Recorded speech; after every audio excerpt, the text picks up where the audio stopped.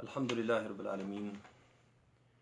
Wa sallallahu wa sallam wa baraka nabina Muhammadin wa ala alihi wa sahbihi ajma'in. Assalamu alaikum wa rahmatullahi wa barakatuh. Welcome, brothers and sisters, to another installment of Analyzing the Address, where we revisit the khutbah, talk about a little bit additional detail, add additional information, context, commentary that we were unable to provide given the time constraints of the khutbah, and also afford you the opportunity to provide any feedback and ask you any questions you may have about the contents of the khutbah.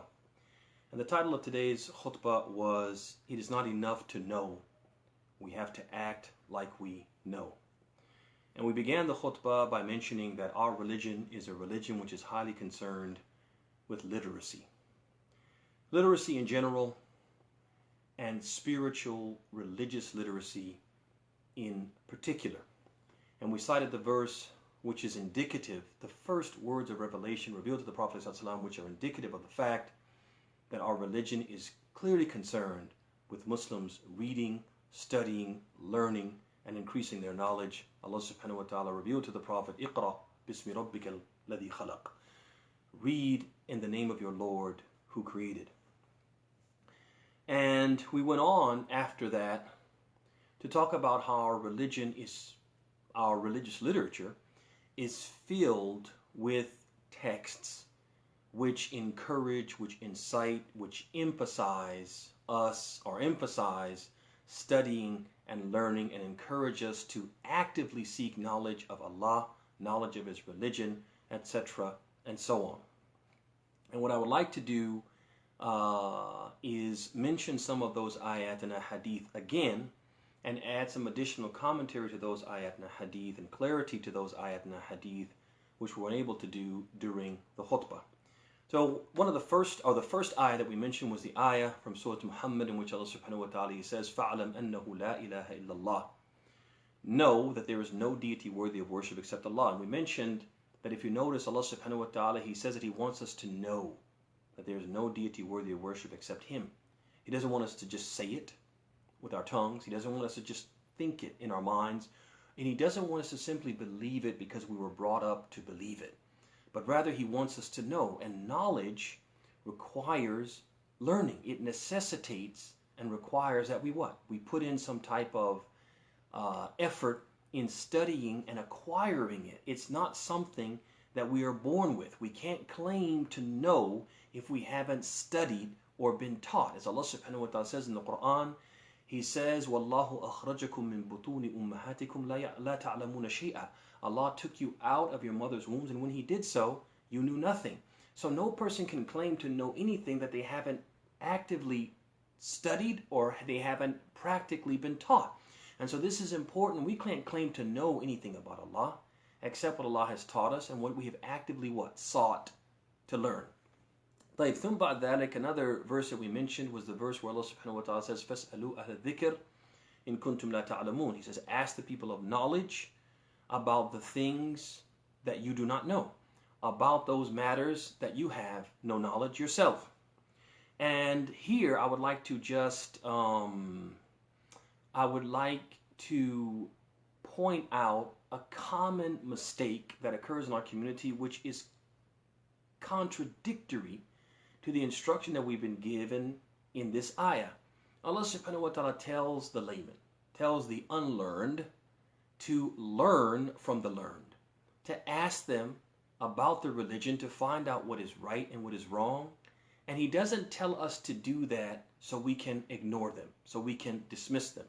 He tells us to do that so that we will take their advice and apply it. Otherwise, what would be the benefit of Him ordering us to ask them if He doesn't expect us to take their advice and apply it? The reason why I mention this is because quite oftentimes, although we have been instructed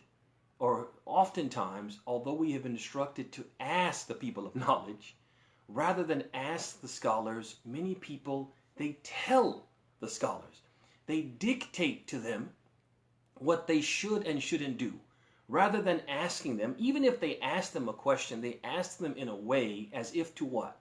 To dictate what the answer should be. And it's not uncommon for imams, for example, to be basically forced to do things that they tell their congregations or their congregants or their parishioners, things that they tell their congregants and parishioners are wrong. They tell them these things are wrong, and the congregants tell them, okay, do this. And they'll tell them, well, we shouldn't do that because Allah said or because His Messenger said. And they'll say, thank you for informing us that. Now, can you do it? And can you do this? And can you do it like this? They're dictating to them instead of listening to them the way Allah is telling us, فَاسْأَلُوا أَهْلَ الذِّكْرِ إِن كُنْتُمْ لَا تَعْلَمُونَ. Ask the people of knowledge if you don't know. And I'll give a few examples just for clarity. So, for example, one of the common practices in some Muslim cultures, not Islamic teachings, is after someone passes away, people will gather and parts of the Quran will be distributed amongst them. And each person will be asked to read that part and then offer the reward for that tilawah on behalf to Allah, on behalf of the deceased. And they call it al-khatam al-Quran. Some people do it shortly after the death. Sometimes they have a specific day from the time of death that they will gather for this purpose. And people will come to a mosque and they'll tell the imam, okay, we want you to do this. We want you to organize this. We want you to lead this, right? We want you to be a participant in it. And that imam will say, you know, really, there's no basis for this in the Quran or the hadith. And if it were something good, the Prophet would have taught us, or Allah would have revealed it. And so we really shouldn't do this. There are other ways to benefit your deceased loved one. These are some of those ways. And the people will just what? They'll totally summarily dismiss what the person is saying and say, okay, thank you for all that beneficial information. Now, the question is, can we do it on Saturday night? And can we do it at this time? And after we do it, can we have a meal? They'll just continue to basically dictate and run roughshod over the imam and maybe even twist his arm, not only to basically sign off on this, but also to be an active participant in it. Another example is Salat al-Ghaib. So for example, when a person dies, we are allowed under certain specific circumstances to pray Salat al-Ghaib on behalf of that deceased person. And the circumstances that permit that are, one, that we are certain or relatively certain that no one offered prayer for this deceased person. The second thing is that that deceased person, their body is unable to be what? To be present. It is not possible for us to pray over their body because of various circumstances. If those two conditions are present, we are allowed to pray what we call Salat al-Ghaib. But if one or both of those conditions is absent, we are not allowed to pray Salat al-Ghaib. But you have some masajid where the people will come and say, my relative died in Sudan, my relative died in Qatar, my relative died in Masr, in Egypt, my relative died in the Indo-Pak subcontinent, and can you pray Salat al-Ghaib? And the imam will say, okay, these countries sound like countries, or these places sound like places where there's lots of Muslims, so are you sure that no one prayed for him? Oh, no, I know they prayed for him, because he used to go to this really big mosque and he was well known by the people. And the day that he passed away, it was the people who came to pray for him. There were so many people that there were people praying outside. The person will say something like this. And then the imam will explain, well, if that's the circumstance, we can't pray Salat al-Ghaib because we only pray Salat al-Ghaib for the person who no prayer was offered for him. And the people will say, thank you very much for that information, but, you know, we want you to do this. We're expecting you to do this. We'll be hurt. We'll be upset. We'll be offended if you don't do it, even though you're telling us that religiously we're not supposed to do it. Another example, just one final example, is an indazawaj. When people get married and they begin this process with what they call, maybe you could call the initial agreement, where the families come together and they basically agree that this young boy is going to marry this young lady or this young girl. And when they do that, they may gather with the imam to do a provisional aqd, basically to write down the commitment that's being made between this couple and so on and so forth. And after they do that, after they just come to agreement verbally, or they actually do something in writing, they'll tell the imam, okay, imam, al-Fatiha. Okay, imam, read al-Fatiha. Now that we've done this aqd, read al-Fatiha. And the imam will say, there's no basis for reading Al-Fatiha and Aqd al-Nikah. When the agreement, whether it's just a verbal agreement or a written agreement, there's no basis for that a person would recite Al-Fatiha at that point. And because reciting Al-Fatiha is a religious deed, we shouldn't do it we shouldn't create an occasion for doing it. And if we do that, that's actually a type of bid'ah. It's actually a type of innovation. And the Imam will say this, and he will explain, very respectfully to the people, and they will say, this is the way we do in our country. We're expecting you to do it. We'll be offended if you don't do it, etc., etc., and so on. These are 3 examples. I could go on and on. I could mention some other examples which are highly controversial. But rather than mention those because of their controversial nature, I'll just avoid those. But these 3 examples are enough for you to see that there's a mistake that we are making commonly in our communities as it relates to the statement of Allah subhanahu wa ta'ala, فَاسْأَلُوا أَهْلَ الذِّكْرِ إِن كُنتُمْ لَا تَعْلَمُونَ. Ask the people of knowledge if you don't know. We're not supposed to tell them. We're supposed to ask them.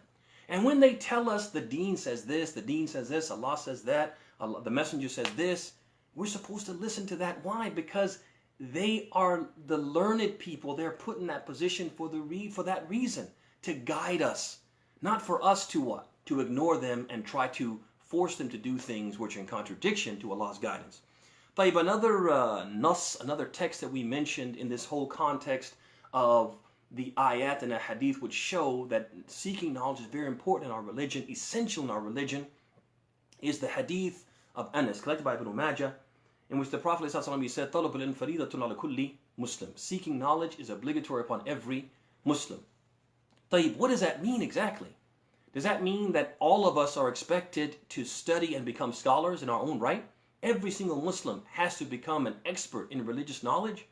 And no Muslim could specialize, for example, just in medicine, specialize just in engineering, specialize just in some other science or discipline. But every Muslim has to become a scholar. And if he wanted to specialize in these other things, he'd have to dedicate, 10 years to Islamic knowledge and then another 10 years to this other form of study, etc. That's not what it means. It doesn't mean that every Muslim has to become a scholar, has to become an expert in religious sciences.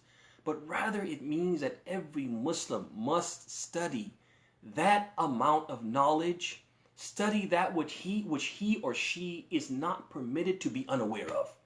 Every Muslim must learn about their religion, those things which they are not permitted. It is not legal, it's not lawful, it's not acceptable for them to be unaware of this. Those are things that they have to study. Or to put it differently, they have to study those things which they would have to know in order to fulfill their religious obligations. So for example, every Muslim has to believe in certain things. We are obligated to have Iman. Allah subhanahu wa ta'ala, He says, Ya ayyuha alladhina amanu, aminu. Oh, you who believe, believe. Have faith. We're supposed to believe in certain things, right? So that would mean that every Muslim is obligated to know those beliefs, know those things that we're supposed to believe, and believe in them. So that knowledge is something that we can't, it's indispensable. We have to seek that knowledge. And we can't be oblivious of what it means to believe in Allah, to believe in His angels. What are the angels? Right? This knowledge, we have to know that because why? It's a wajib. Similarly, the knowledge of salat, the knowledge of prayer. Every Muslim has to pray, right? Prayer is obligatory. Bunya Islam ala khams, shahadati an la ilaha illallah wa Muhammadur Rasulullah, wa iqam as-salah. Islam is built upon 5. The first one is shahada, the second one, as-salat, right? So a salat is obligatory upon every Muslim. Every Muslim has to know how to pray. They have to know what are the number of raka'at for fajr, for dhuhr, for asr, right? What are the arkan? What are the fundamental conditions and prerequisites of the prayer? What are the essential aspects of the prayer without which there will be no prayer? What if a person makes a mistake in prayer? How does he correct the mistake? If he doesn't recite Al-Fatiha, is that prayer valid or not? He has to know these things because why? It's wajib upon him to pray to Allah subhanahu wa ta'ala, and he can't pray to Allah properly without what? Without this knowledge. Similarly, a siyam. Every Muslim has to fast, right? And there are some Muslims who are required to make a zakat, to pay a zakat. That Muslim who's required to pay a zakat has to know the rules and regulations and ahkam related to what a zakat. That is the meaning of the statement of Allah, the statement of the Prophet when he said, طَلَبُ الْعِلْمِ فَرِيضَةٌ عَلَى كُلِّ Muslim. Seeking knowledge is obligatory upon every Muslim means every Muslim must know that which is necessary for him to fulfill his religious obligations. Another hadith we mentioned was the hadith in which the Prophet said, مَن يُرِدِ اللَّهُ بِهِ خَيْرًا يُفَقِّهُ فِي الدِّينِ. that whenever Allah wants good for a person, He educates him in the affairs of his religion.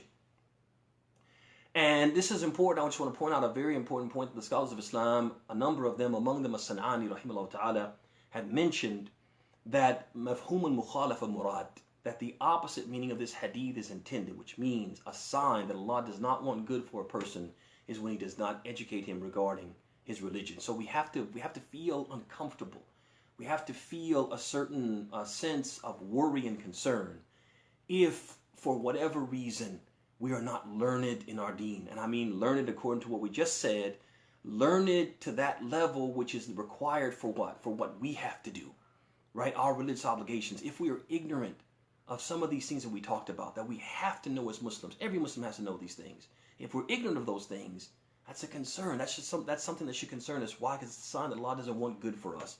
May Allah subhanahu wa ta'ala make us from those who He wants good for. Ameen ya Rabbal Alameen.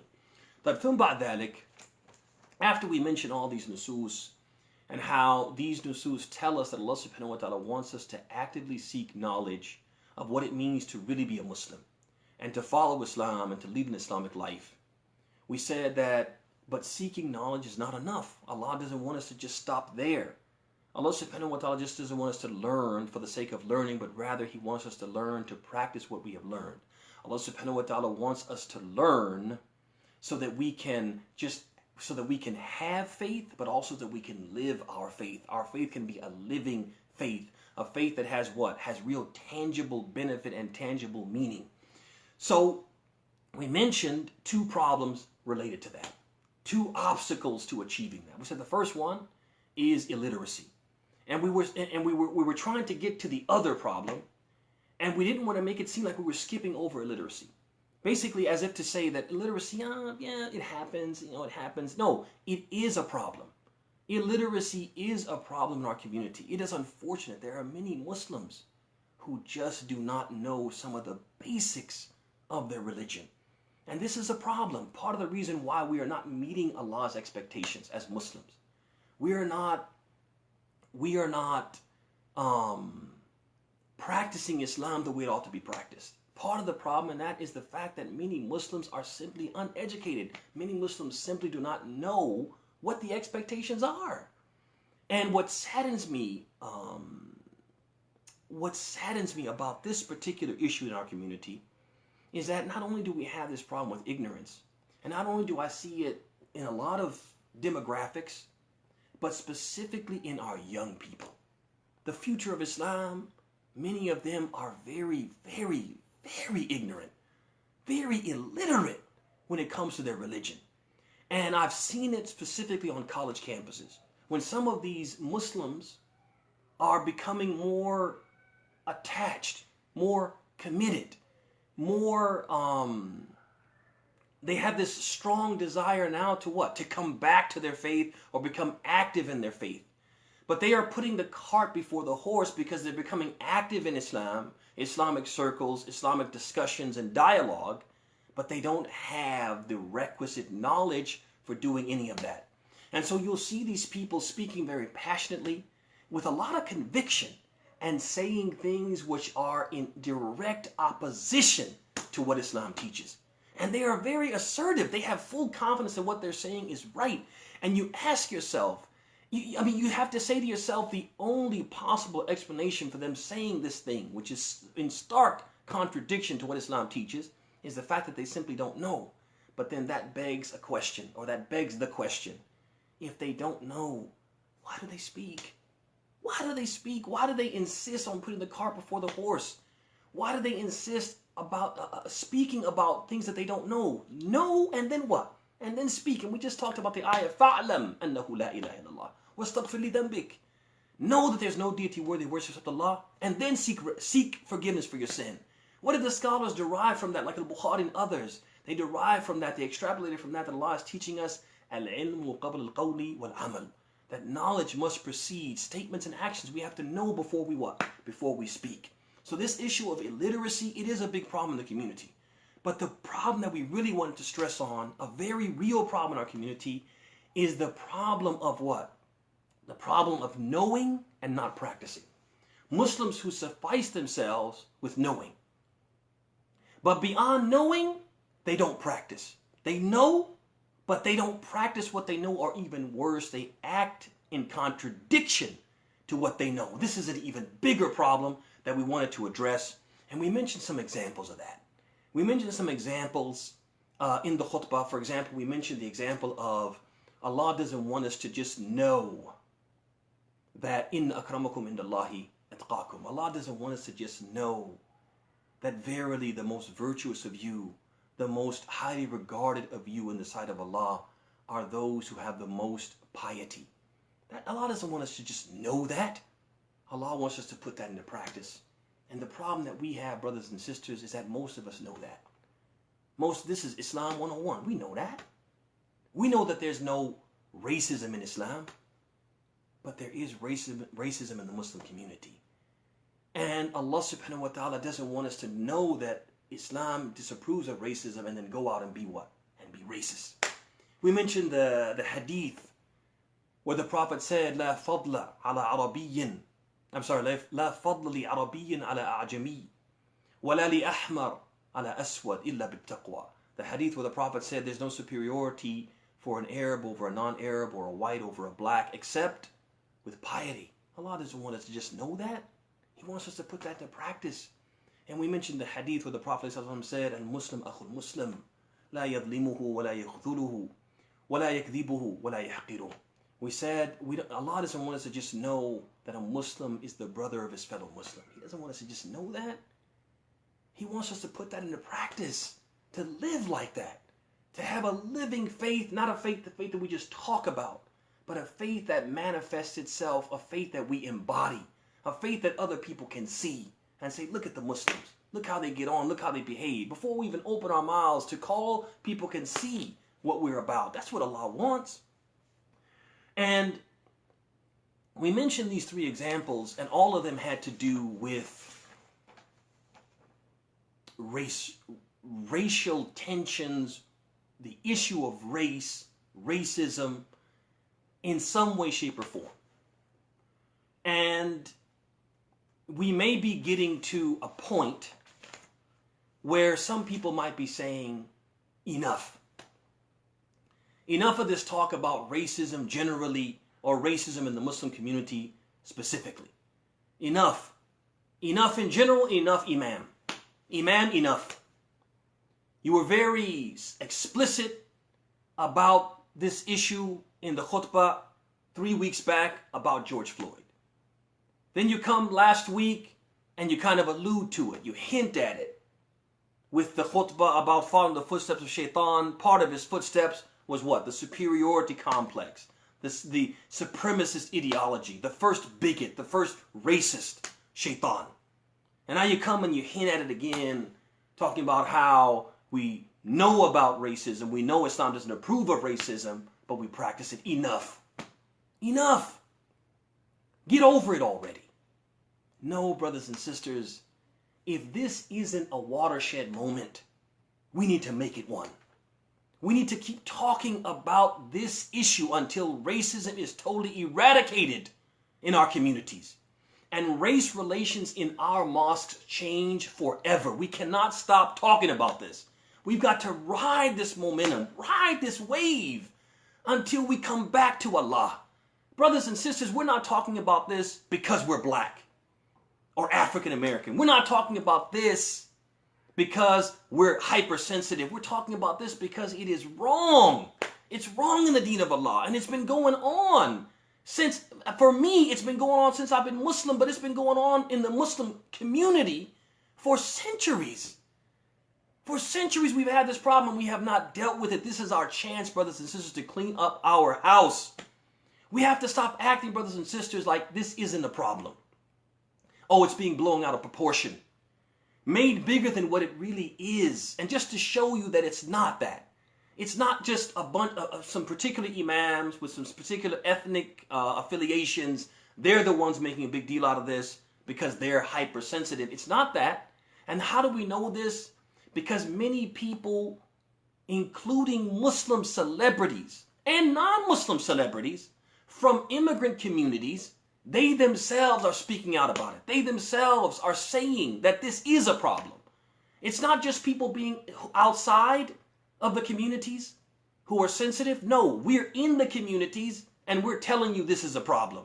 Whether those people, those celebrities, those Muslims and non-Muslim celebrities and personalities are from the Desi community, from the Arab community, from the Indian community, they're all coming forward. A number of them are coming forward, posting things on social media. Some of you perhaps have seen some of these posts. And speaking very candidly about people from their own communities. How those people feel about people with dark skin from their community. That they themselves are telling you, people from our own community, they have dark skin, this is how we feel about them, let alone how we feel about Africans and African Americans. And I'm going to give 2 examples out of Ujala just to show you that this is really an issue. This is not some people making making a mountain out of a molehill. This is really an issue. One is, for example, Hesselman. He did a very nice piece, about a 12-minute long piece. If you do a search for it on YouTube search, and you write, for example, Hesselman on George Floyd, the piece will come up. It's 12 minutes. It's a very good piece. It's well worth 12 minutes of your time to watch this piece from Hesselman.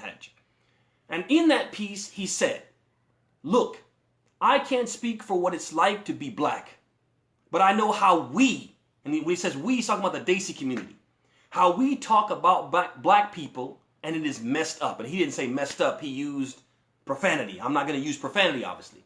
He said Asians, we love seeing black excellence. Barack, Michelle, Jay-Z, Beyonce, give me the Travis Scott 4s. How could we be afraid? We love black America. Yeah, on screen, in our living rooms. But if a black man walked into our living room or wants to, God forbid, marry your daughter, you call the cops. He also mentioned in his community, the Desi community, they have a special pejorative, an especially derogative term that they use to describe black people. And he goes on to say, it's bad to be black in Desi culture. We don't even like praying at the same mosques as black people. These are his words, not mine. Go to the video and listen to it yourself. But I'm going to give you another example. Dottie Roy. She's an Indian author, political activist. I think she even does some acting, etc. And she's not a Muslim. As far as I know, she's not a Muslim. So she can't speak from the Muslim Indian perspective, but she can speak authoritatively and credibly from the Indian perspective in general. She can tell you how Indians view this issue. And she does. She does. She did an interview, and in that interview she was asked a lot of questions about race and race relations in Indian culture, about the caste system, all of those things. Colorism, how they look at color, and how they almost worship white skin, etc. In the course of that interview, she said, Indian racism towards black people is almost worse than white people's racism. It's unbelievable. I've seen it happen on the streets when I've been with black friends, and sometimes it comes from people whose skin color is really no different. They're just as dark as the people they criticize. Rarely have I been so enraged and ashamed. And when she was asked about why racist stereotypes and negative portrayals of blacks abound in Indian news and entertainment media, she simply replied, because we are a racist culture. She's saying the Indian culture is a racist culture. These are her words, not mine. You can go to the article. It was in, I think it's the daily.com. I think that's what it is, daily.com. You'll find the article online. And it's a long article, a long interview, I should say. And it has some very, very good points in it. These are just 2 of them. So these are just 2 examples, brothers and sisters, that we can give to show that this is a real problem. And that's why we have to address it. We have to deal with it, brothers and sisters. Like I said, if this is not already a watershed moment, we have to make it a watershed moment. We have to make this the moment where we turn the corner, where things are different, where we can actually look back at this moment in time and say, before that, it was like this, and after that, it was what? It was different. We have to make it like that. It's only going to be like that if we talk about it. We have some serious and sometimes painful dialogue. And then we what? We implement change. It's just not a matter of, putting out a statement, Black Lives Matter, putting out a post on your social media, Black Lives Matter, and then we're done with it. No, there are some issues we have internally that we have to deal with. And the way we deal with it is through faith. What does our faith say? And acting in accordance with our faith says. Knowing that and acting in accordance, which was the basic theme of the khutbah. I want to close by saying, brothers and sisters, that knowing and not practicing, or knowing and acting in contradiction to what we know, these are two very dangerous things. Which is one of the reasons why we have to wake up. We have to wake up and change ourselves, change the way we approach deen. Stop being the people who make the deen a culture. Make the deen a ritual, a routine. No, our faith has to be a living faith. Our lives have to be influenced by what we know. Our actions have to be influenced and dictated and informed by what we know. And I'm going to mention two reasons why we can't be like this. Although there are a number of reasons that show that this is harmful for us. One of them has to do with the hereafter and one has to do with the herein. As far as the herein, this knowledge is a fadl, it's a virtue, it's a blessing, it's a gift from Allah. And if we don't use it, we're going to lose it. Allah's going to take it away from us. Allah's not going to let us have His gift if we're not going to appreciate it. He's not going to let us have this knowledge of Him and His religion if we don't act by it. Ali ibn Abi Talib used to say, هَتَفَ الْعِلْمُ بِالْعَمَلِ فَإِنْ أَجَابَ وَإِلَّا إِرْتَحَلَ. He used to say, knowledge cries for action. If action answers, if it comes, if it joins knowledge, it stays. وَإِلَّا, and if not, إِرْتَحَلَ. Knowledge what? It goes away. Knowledge has to have a partner, and its partner is action. The only partner it'll accept is action. The second reason why this is dangerous has to do with the hereafter.